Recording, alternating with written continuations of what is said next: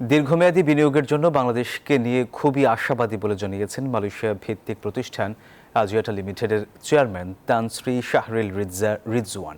সাংবাদিকদের সাথে মত বিনিময়কালে তিনি বলেন, বাংলাদেশের সর্বস্তরের মানুষের কাছে শক্তিশালী টেলিকম সেবা পৌঁছে দিতে রবি আজিয়াটা লিমিটেড বদ্ধপরিকর। এছাড়াও রবির 4G নেটওয়ার্ক স্মার্ট বাংলাদেশের রূপকল্প বাস্তবায়নে বড় ধরনের ভূমিকা রাখবে বলে প্রত্যাশা তার। Yes, I think there were some pressures over the last year when it came to forex and we came to the foreign reserves and all that. But now with the elections over and we have a politically stable government in place, and we're very hopeful, basically, that the right policies will put into place in terms of tax and investments for long-term investors like us. Consumers are starting to spend more when it comes to things like connectivity. And the whole strategy around digital Bangladesh and digital first for the country, I think is actually very good for companies like ourselves when you think about how the country is going to progress and the level of investment by businesses and by consumers into basically that digital future. So 5G basically is a technology which is really an evolution on 4G, where we've seen it successfully deployed in countries like the Western countries or in China, Japan, Korea, is when the economies have reached a certain level of digital maturity. So if you think about basically what really is the hierarchy of investment or needs, right, for an economy, basically you really want to get as many as your population connected in the first place. So you want to have a very high level of internet penetration first, right? So that should always be the first key objective, right? Which is basically high level penetration, making sure that you have good basic connectivity, right, through 4G and everything else first. Then the 5G leap happens, right, when the country is ready to invest in that technology. All investors like stability, right? All investors like predictability in terms of basically understanding regulations, understanding basically tax policies for the long term. Because those are very big factors in any investment decision when we think about basically how sustainable the investments are. And the reason for that basically is because we want to make sure that the investments that we have on the ground, like for us, for instance, Robi and E.co, that we have a clear pathway towards getting profitability on those investments, because the profits are what actually fuels future investment. Right? So when you think about E.co or Robi, which are our two big businesses here in Bangladesh, right, we are quite committed towards investing further in terms of deploying more network, deploying, for instance, more towers, more facilities, right, for our customers. But that depends on the investments being sustainable, right, and generating the right kind of returns and profits after tax in order to allow us to keep investing in those businesses.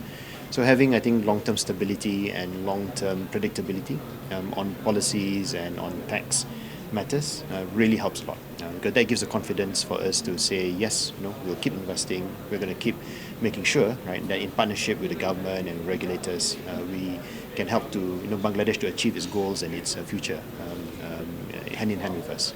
On the investment landscape, I think basically that today, I think we are much more hopeful that we can get to a situation where you have more stability on the policy. Like I said, I think with the elections now pass and a very clear mandate given to government to rule for the next few years, is an ideal opportunity really now to now focus basically on creating the right environment for long-term investment in the country, right? And that, like I said, depends a lot on stability of policy, stability of tax. So in Bangladesh, we have slightly different priorities. Like I said, I think where we see the current opportunity or the current basically gap that needs to be filled in Bangladesh, it's really about extending connectivity and improving quality of service to customers, right? With a penetration rate of smartphones only about 60% in Bangladesh right now, there's a lot of room still left to connect people who are not connected. Yeah, like I said, I think Bangladesh market very strong in terms of basically the demographics, very strong in terms of basically the predictable growth in consumption of data. So I'll give you an example, right? The per capita consumption of data in Malaysia is probably about 7 times more than it is in Bangladesh. So that gives you an idea of how much more growth there is actually really for Bangladesh when it comes to being connected and utilizing all these data services. So we feel basically that there's a lot of opportunity.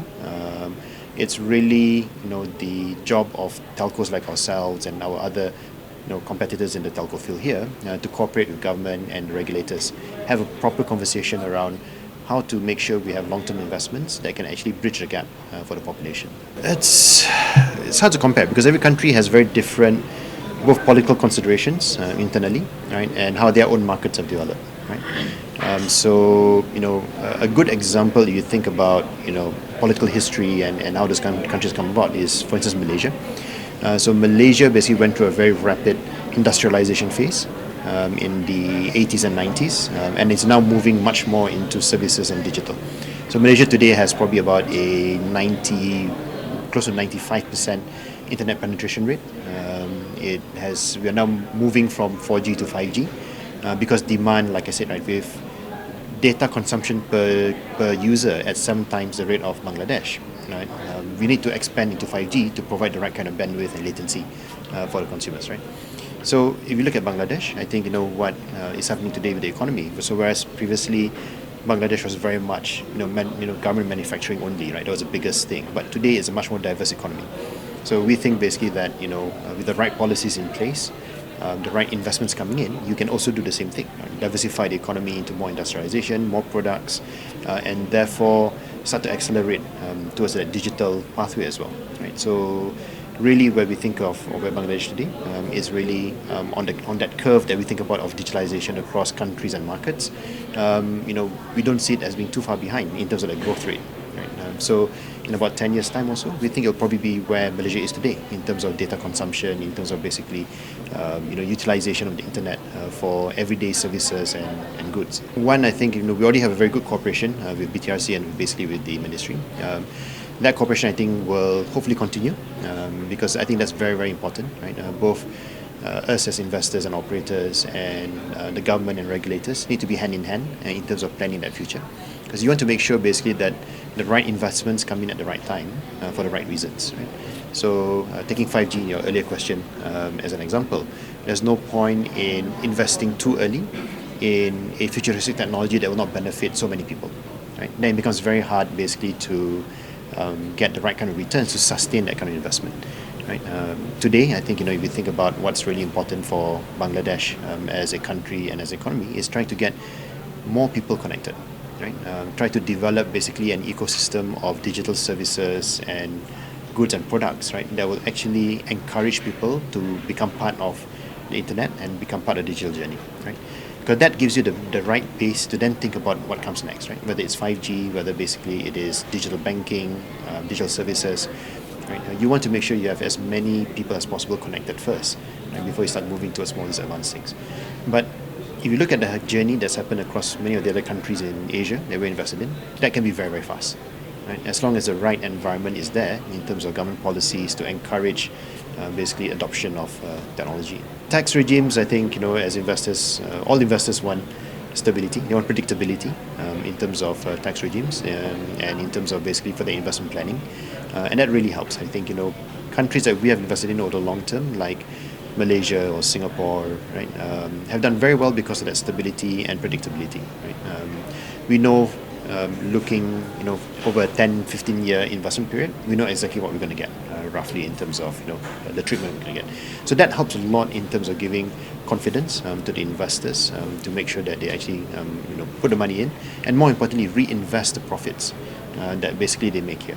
So if the tax policies are stable and predictable, it gives confidence to investors and companies, right, to keep reinvesting the profits rather than just taking the profits out at the earliest opportunity.